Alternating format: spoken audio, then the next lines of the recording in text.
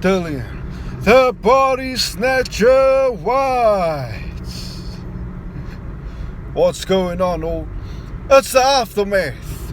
Tuned into Dre's channel. Thanks for tuning in once again, man. Always appreciate your time. So the WBC have said you got 48 hours to make the fight whilst it's going to press. But so it seems that as expected, the fight's going ahead. I'm not sure if Whyte got his demand for the split that he wanted, but at the end of the day, the fight's going ahead. He's saying that he wants a war, so he ain't going to step aside. He's saying that he just wants Hearn to make the fight now. So it seems like this fight's going to go ahead. This is great, puts all the reports, all the false information that you've been hearing, puts that aside, and it seems like this is going to be the next fight, Dillian Whyte versus Tyson Fury. So I'm expecting this to go to press bid, and I'm expecting the zone to control that fight, to win that press bid. I don't think they will agree on a price. They wouldn't have went through all of this if they had agreed on a split or a price. So I believe this will go to press bid by the end of the week, and I'm expecting the zone to win it, to host it. So yeah, that's that. At the end of the day, regardless what Whyte wants, what Dillian Whyte wants, the WBC can always go with their discretion, and go against what he's saying or go against what the splits are. That's in writing. Regardless of what they say about the splits, it doesn't matter. They can still go against their discretion and say, listen, this is what the split's going to be, this is what it is. So, Dillian Whyte was just trying his luck, I guess. I don't know if he got the split that he wanted, but I doubt that he did. And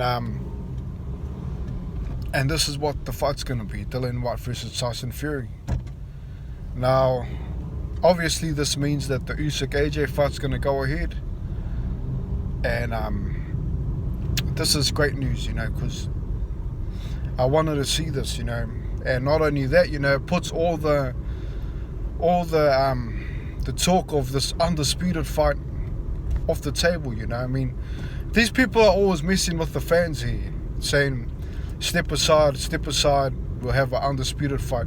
We haven't had an undisputed heavyweight fight in the last 20 years, and I keep saying this, and for these guys to just make a mockery of it, or come up with these false reports and this false news is messing with the fans.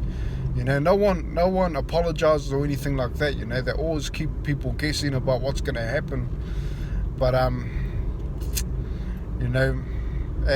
it's not on. It's not on. So I'm glad that they've stated what's going to happen. I'm glad that the fighters have spoken up. This is what it's all about. The fighters speaking up here.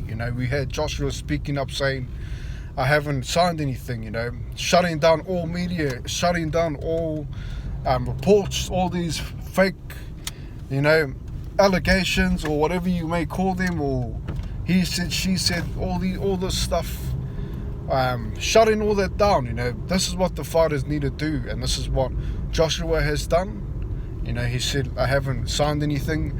This is what Dillian Whyte has done right now. He said, I want a war. Let's make the fight happen. So this is all things that can prevent all these false reports and all that, And I'm glad that the fighters are speaking up. Last time we had Tyson Fury saying undisputed is on, false. So I'm glad that these guys have got it right this time. I'm glad that the message is out there. I'm glad that Tyson Fury and Whyte's going to fight. It's about time he gets a shot. And I believe if Whyte wins, which is a huge if, I believe she should walk away from Hearn. Hearn is really I mean, he's giving them big fights, yes, okay. He's giving them pay-per-view fights. He's giving them all that. But the one chance that he gets a mandatory, or the second chance, he had a mandatory position before and it wasn't fulfilled. Obviously, he got stripped from that because of the Oscar Rivas situation. But this is the one legit time that he has the mandatory position. He's going to fight. And Eddie Hearn's going behind his back talking about step aside money, making a Fury versus AJ fight. It's not really looking after your fighter here. Yes, he's looked after him with big fights. Yes, he's given him pay-per-view fights. He's given him big stages. But this is the most crucial time of his career, and for Hearn to go behind his back and try to, make big deals, false deals, saying publicly this and that, it's not really a good feeling for Whyte, I would imagine. I would imagine he would feel really like, like he's always been the second best. He's not in Eddie Hearn's main interest. He'll always have AJ at main interest, even though Joshua doesn't have a belt at the moment. Both of them are in a similar position here. They're both getting another shot at it, or in Dillian Whyte's case, he's getting his first shot. So why not cherish that moment? Why not make it about Dillian Whyte this time? Why not say, you know what, man, you haven't had a title shot. This time it's all about you. All focuses on you. I want the best for you.